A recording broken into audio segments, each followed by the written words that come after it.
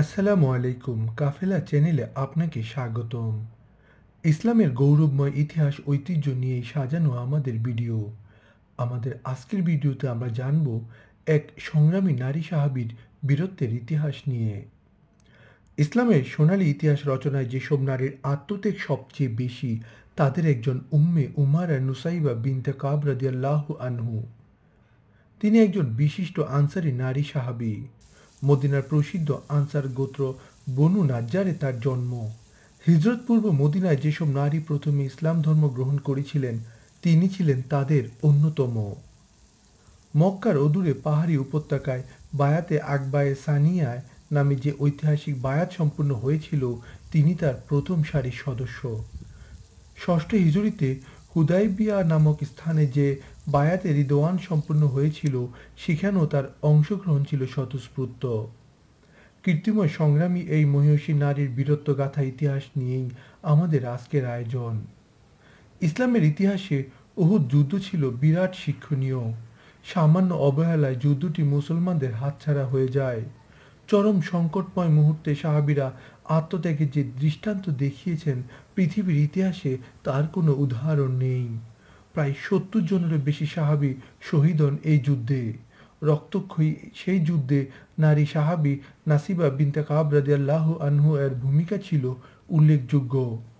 স্বামীসহ ২ পুত্র নিয়ে তিনি যুদ্ধের ময়দানে এসেছিলেন। তার নিজ বর্ণনায় বিভীষিকাময় সেই যুদ্ধের ঘটনা এভাবে তুলে ধরেন: আমি রাসূলুল্লাহ সাল্লাল্লাহু আলাইহি ওয়াসাল্লামের কাছাকাছি ছিলাম। মুসলমানদের হাত থেকে যখন যুদ্ধের মোড় ঘুরে গেল এবং নবীজির নিরাপত্তায় কয়েকজন সাহাবী তাকে বেষ্টন করে রাখলেন, তখন আমিও তাদের অন্তর্ভুক্ত হলাম এবং প্রাণপণ যুদ্ধ করতে আরম্ভ করলাম। এরই মধ্যে কাফিরদের এক যোদ্ধা ইবনে কামিয়া রাসূলুল্লাহ সাল্লাল্লাহু আলাইহি ওয়াসাল্লামের দিকে চিৎকার করে এগিয়ে আসছিল এবং বলছিল, মুহাম্মদকে দেখিয়ে দাও, সে যদি আজ বেঁচে যায় তাহলে আমার মুক্তি নেই। তার এই চিৎকার শুনে মুসআব ইবনে উমাইর এবং কয়েকজন সাহাবী তাকে প্রতিরোধ করতে অগ্রসর হলেন। এটা দেখে আমিও দ্রুত অগ্রসর হলাম। আমি তার কাছাকাছি না যেতেই সে আমাকে দেখে দূর থেকে আমার কাঁধে তরবারির আঘাত করল।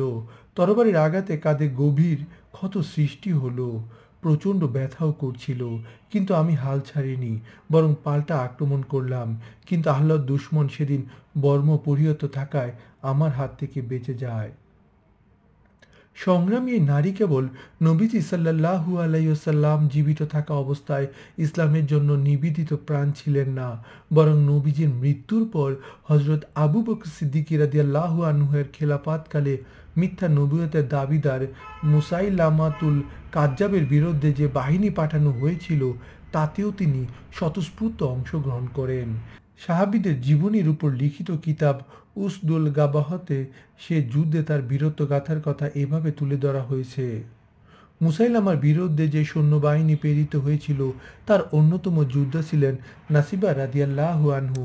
তিনি তার পুত্র হাবিব বিন জায়েদকে নিয়ে এই যুদ্ধে অংশগ্রহণ করেন। যুদ্ধের এক পর্যায়ে অত্যন্ত মর্মান্তিকভাবে মুসাইলামাতুল কাজ্জাব তার প্রিয় পুত্রকে শহীদ করে। এরপর নাসিবা রাদিয়াল্লাহু আনহু শপথ করেন যে মুসাইলামা জীবিত থাকতে তিনি গোসলের পানি স্পর্শ করবেন না। সেই যুদ্ধে তিনি অসামান্য বীরত্ব প্রদর্শন করেন। যুদ্ধ শেষে যখন তিনি ফিরে আসেন, তখন তার শরীরে তরবারি ও বর্শার ১২টি আঘাত ছিল। এমনকি এই যুদ্ধে তিনি একটি হাতও হারান। মহান আল্লাহ পাক আমাদের ইসলামের পথে কবুল করুন।